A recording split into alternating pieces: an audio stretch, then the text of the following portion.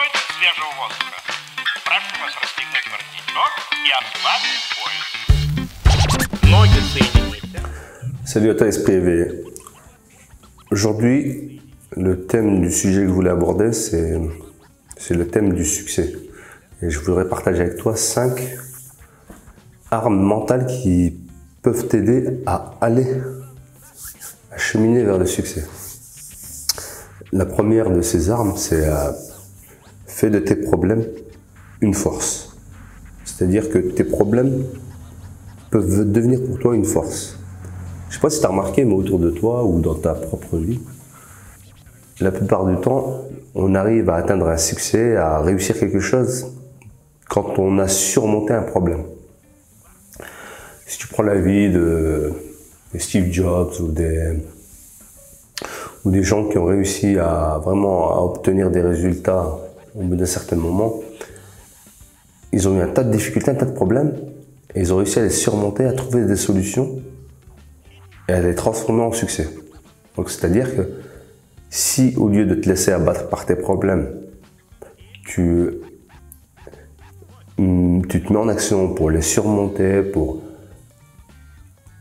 escalader ces problèmes quelque part comme une montagne et arriver à leur donner une solution pérenne, ça t'amène vers le succès.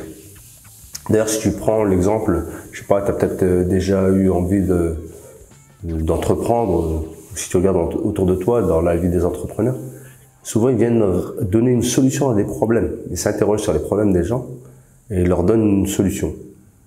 Donc voilà, le fait de surmonter ces problèmes peut t'amener à atteindre un certain succès. Et ensuite, chaque réussite va te rendre plus fort, plus résolu.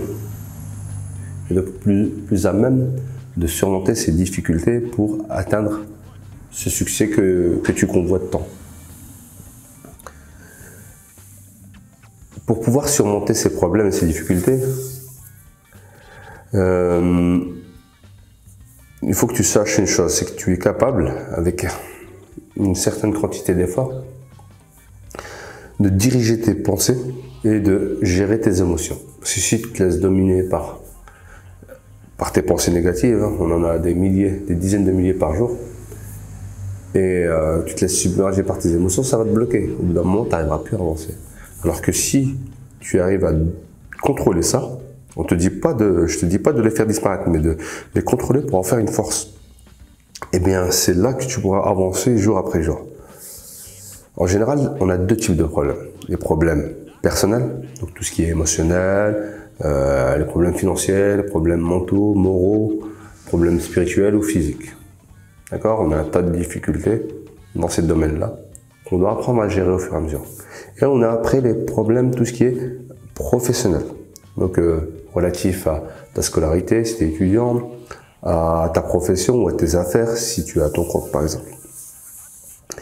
Et donc, pour résoudre tous ces problèmes et en faire un succès, je te propose une série de choses à mettre en place et à travailler au fur et à mesure. La première chose, c'est réfléchir sur tes problèmes à tête reposée, en prenant du recul et en canalisant donc ses pensées et ses émotions. La deuxième chose, c'est pose le problème dans sa globalité et analyse-le sous toutes ses coutures. Quitte à utiliser des outils comme le brainstorming ou le mind mapping ou consulter des gens, des mentors ou des gens qui sont déjà passés par là, par exemple. Troisième chose, c'est envisage toutes les solutions possibles, bonnes ou moins bonnes, pour pouvoir avoir le choix, pouvoir sélectionner la solution la plus adéquate. Ensuite, tu te mets en mouvement et tu te mets en action pour pouvoir mettre en place la solution la plus sécure, la plus pérenne pour toi, la plus adaptée. Et ensuite, évalue tes résultats et tu dois ajuster tes actions en conséquence jusqu'à obtenir ce que tu veux, le résultat que tu veux. Ça, c'était pour le premier point. Faire de tes problèmes, de tes difficultés, une force. Le deuxième outil, la deuxième arme mentale, c'est de développer ta propre vision. Tu peux pas toujours être dépendant des visions des autres ou des choix des autres. Il faut qu'à un moment, tu développes ta propre vision, tes propres envies, vers où tu veux aller. mener ton propre bateau et ne pas te laisser mener par le vent et par la tempête. Non. Maîtriser ta propre vision, ta propre destinée. Et essaie de développer une vision à court, à moyen et à long terme. D'accord?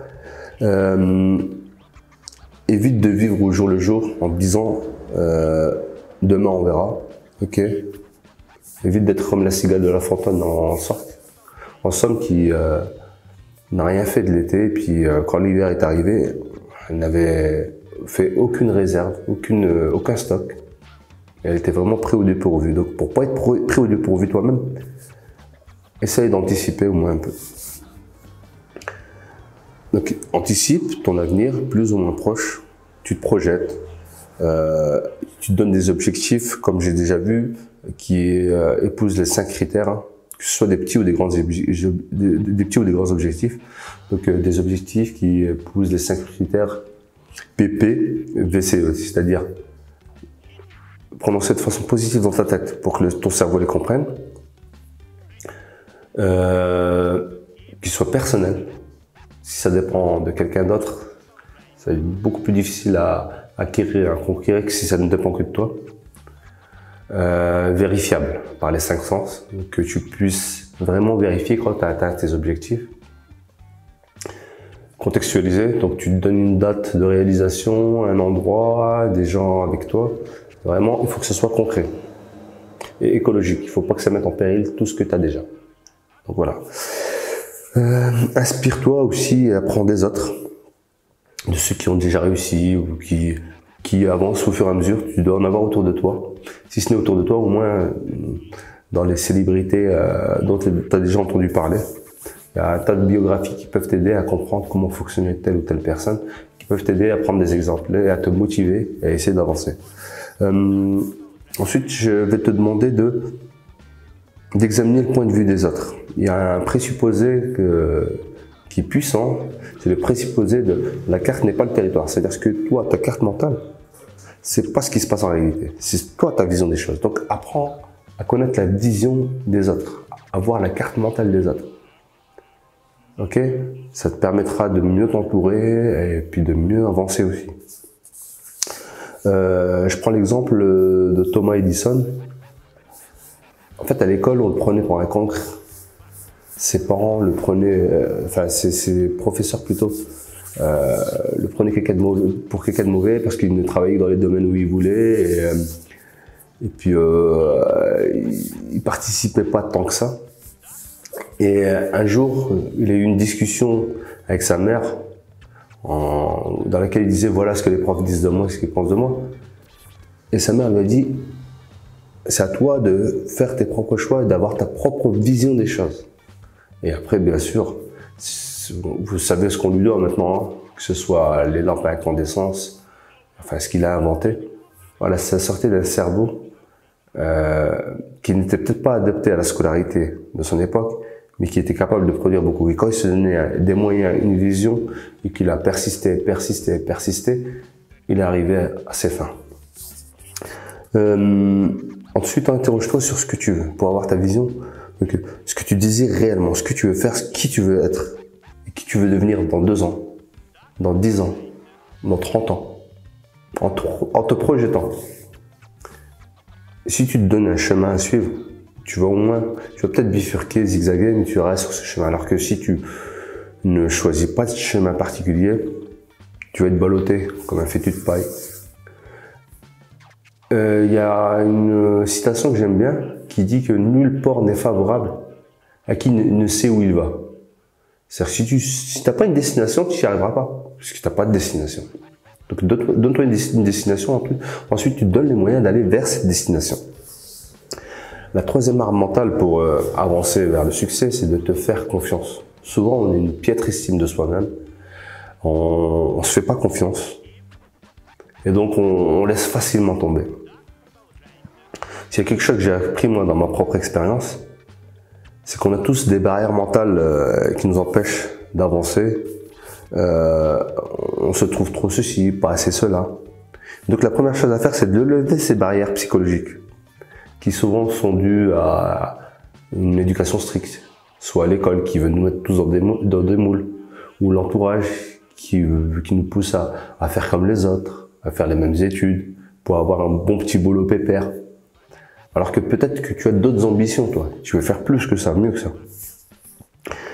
Et donc ces barrières, c'est celles qui t'empêchent de rêver et d'avancer vers ton idéal, vers ce que tu désires vraiment. C'est bien d'avoir des garde-fous pour vivre en société. Mais si ces garde-fous t'empêchent de donner le meilleur de toi-même et de viser l'excellence, alors il vaut mieux les lever. Et en fin de compte, on se retrouve tous avec des boulets, des chaînes aux pieds, et on se réveille à 60 ans et on se dit j'ai rien fait de ma vie.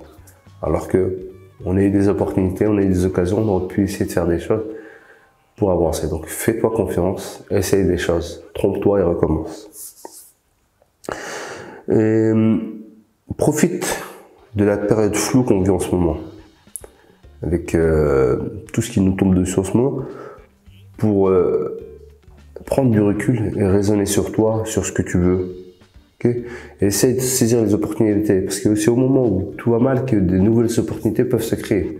À ce moment-là, à toi d'essayer de les saisir et d'anticiper ce qui va venir, l'ère nouvelle qui s'annonce, parce que indubitablement ça va changer, une ère nouvelle va démarrer. Donc autant prendre le train en marche.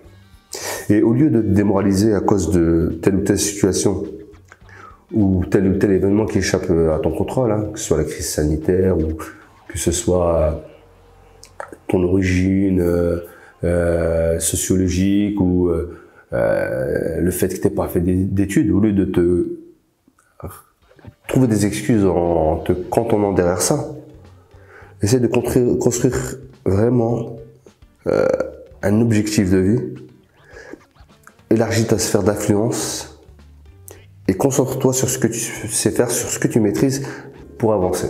Concentre-toi dessus le plus possible.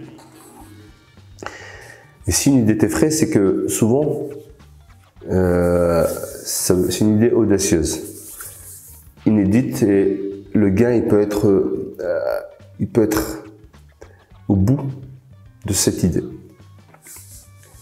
Et si de temps en temps tu te sens démotivé, et que tu passes pour un rêveur, peut-être quelqu'un de loufoque, ton entourage, il peut te renvoyer cette image de quelqu'un qui fait n'importe quoi, ou qui sait pas où il va. C'est souvent parce qu'ils te renvoient leurs propres frères. Ils n'ont pas osé, et ils ne voudraient pas que tu oses. Ou alors ils ont peur que tu échoues comme eux ont échoué, parce que ça peut être bienveillant en fait.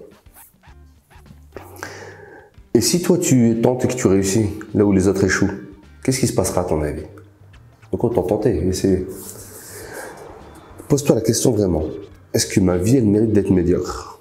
Je parie que non. Je parie que tu as envie d'avoir une vie exceptionnelle. Alors faire en sorte qu'elle le soit. Agis au jour le jour jusqu'à ce que tu réussisses à faire des choses.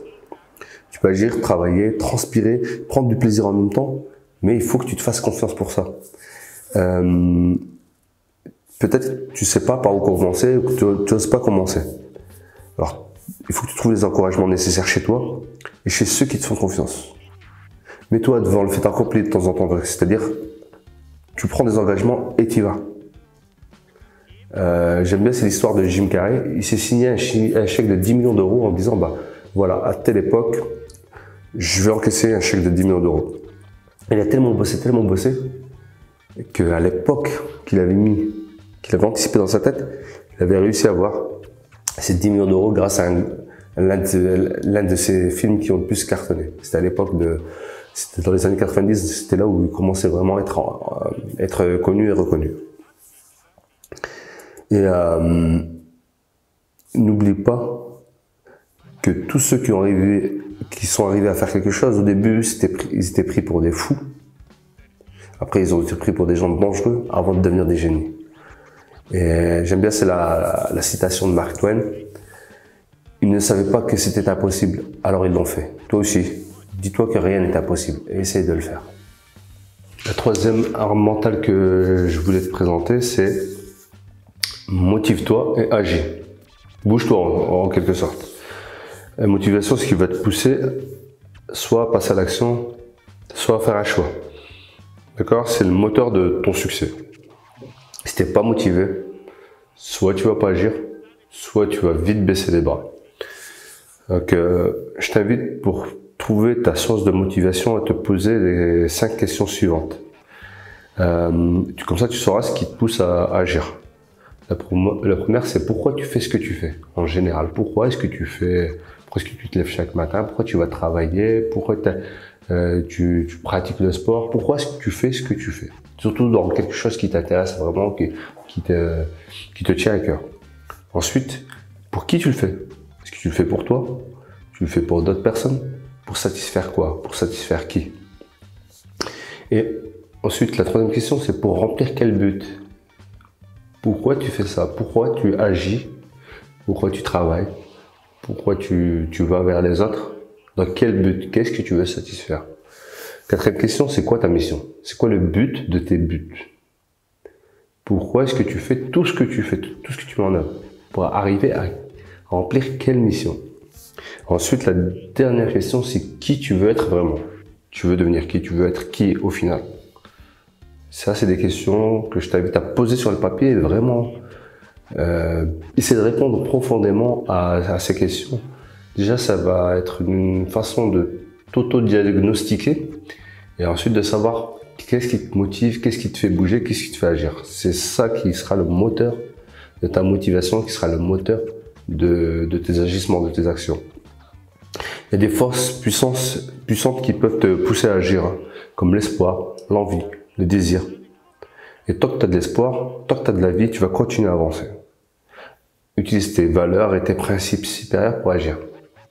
C'est quoi tes valeurs profondes? C'est quoi tes principes? Qu'est-ce qui te motive à faire ce que tu fais, à aller vers les autres, à bouger, à transpirer, à prendre des risques? Et ensuite, si tu mets dans ton champ de vision, dans ton objectif, en perspective, si tu mets la récompense matérielle ou la récompense spirituelle, ça va vraiment te pousser. Si tu veux gagner plus d'argent pour être indépendant financièrement, faire plaisir au tien, ou alors si tu as envie vraiment d'aider les autres pour combler ton humanité, ou si tu crois en une vie après la mort et que tu espères en la récompense divine, admettons, il faut que tu mettes ça en exergue, en valeur, en perspective pour savoir qu'est-ce qui te motive à agir. Il faut absolument pas que tu gâches tes ressources internes. Tu as énormément de ressources, la plupart d'entre nous avons énormément de ressources, mais souvent on les gâche. Même les sentiments, les émotions, les pensées peuvent être une force pour toi. D'accord? Ça peut devenir des propulseurs, des moteurs. Et tout ça peut t'aider à remplir ta mission, ton but vers lequel tu avances.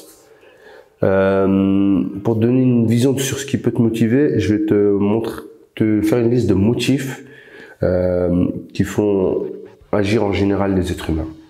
Alors il y a l'instinct de conservation. Quand ta vie est en danger, tu vas agir, tu vas te boucher.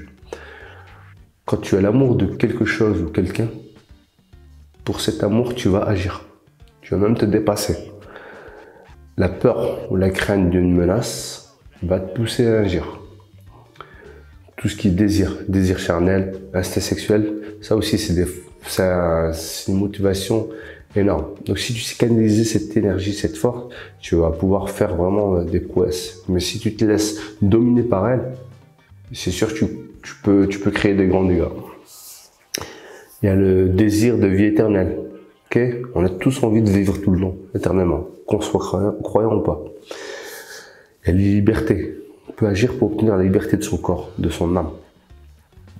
Ensuite, il y a le désir de plaisir, le désir de plaire et de satisfaire autrui. Donc, donner du plaisir à l'autre ou à soi, de plaire aux autres, ça peut aussi nous pousser à agir. Il y a aussi la colère qui nous pousse à agir, et à faire des choses peut-être des fois qu'on va regretter. Il y a aussi la haine. Malheureusement, il y a l'amour, mais il y a aussi la haine qui pousse à agir. Et souvent, pour de mauvaises raisons. Il y a la contrainte. Si tu es dans une entreprise et qu'on te donne un ordre, ou qu'un policier te demande d'obtempérer, tu vas agir, tu vas obéir. Il y a l'envie aussi d'être apprécié. Donc on va agir, se mettre en valeur pour obtenir des likes, pour obtenir des bravos, pour être admiré. Il y a aussi le besoin de s'épanouir. On a tous besoin de s'épanouir à un moment ou à un autre. Donc on va agir pour obtenir cet épanouissement, cet accomplissement. Ensuite, il y a l'envie de s'exprimer. On va agir pour pouvoir exprimer ce qu'on est, qui on est, ce qu'on a envie de dire, nos pensées profondes. Et il y a aussi le désir d'obtenir des biens matériels. Ça va nous pousser à agir, travailler pour économiser, pour s'acheter la belle voiture, pour partir en voyage, pour s'acheter la maison de nos rêves, etc. Et donc, avec cette liste de motifs, à toi de savoir qu'est-ce qui te pousse à agir, qu'est-ce qui te motive vraiment. Ok ? Et quand tu trouves tes motivations, cultive-les et essaye d'avancer dans le sens de ce qui te motive vraiment. Et je vais te proposer une dernière arme mentale pour aller vers le succès. C'est de ne pas t'isoler, c'est de t'entourer des bonnes personnes. Les meilleures ressources pour toute entreprise, ce sont les êtres humains. Les êtres humains qui vont composer une équipe qui va avancer dans le bon sens et dans le même sens. Et ce sont les hommes et les femmes qui vont t'aider à atteindre ce succès, et à accomplir ton destin. Pour ça, il faudrait que tu fasses que tes rêves soient les leurs. Vends-leur tes rêves et pousse-les à t'aider, à te réaliser. Et à réaliser tes rêves et en même temps à réaliser les leurs. Parce qu'il faut bien sûr que ce soit réciproque. Fais preuve d'empathie, il faut que tu sois sincère et réciproque dans cet échange. Sinon, au bout d'un moment, les gens vont te prendre peut-être pour un profiteur ou quelqu'un qui ne fait que les utiliser.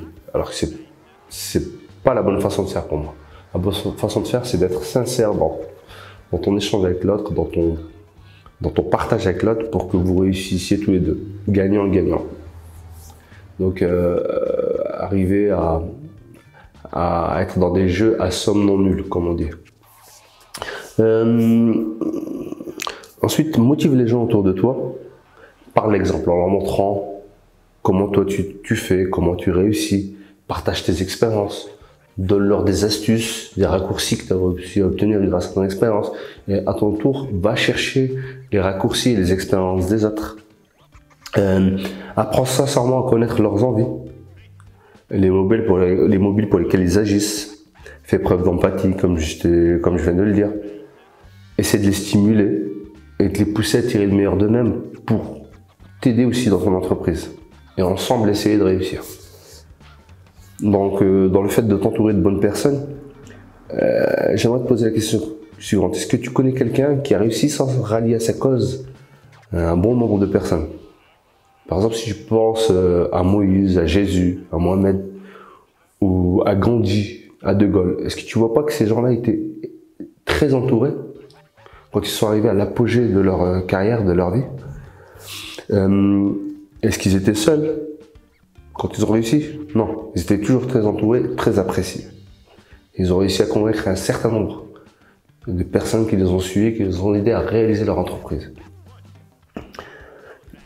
J'aime bien l'adage qui dit « Seul, tu avanceras vite, mais ensemble, entouré, tu avanceras loin. » Et le but, c'est d'aller loin, de faire les meilleures choses possibles. C'est pas d'aller vite dans des petites réalisations, des choses qui te satisferont pas, mais c'est d'aller loin, de faire un maximum de choses. Donc, commence à agir dès aujourd'hui. Embarque un maximum de monde avec toi, dans ton sillage. Partage avec tes rêves, tes projets, tes idées. Donc, pour un peu récapituler, les 5 armes les 5 outils que tu pourras utiliser pour aller vers ton succès, c'est de faire de tes problèmes des solutions, des forces, de développer ta propre vision, de la travailler, de te faire confiance, de motiver à agir, trouver ce qui te motive et ce qui te fait agir, et de t'entourer des bonnes personnes. Si tu as d'autres astuces, d'autres façons de faire ou des idées pour alimenter cette discussion, n'hésite pas à m'en faire part dans les commentaires. Et n'hésite pas également à liker, à partager, à t'abonner et d'aller sur dabao.fr pour découvrir mes derniers articles. À bientôt.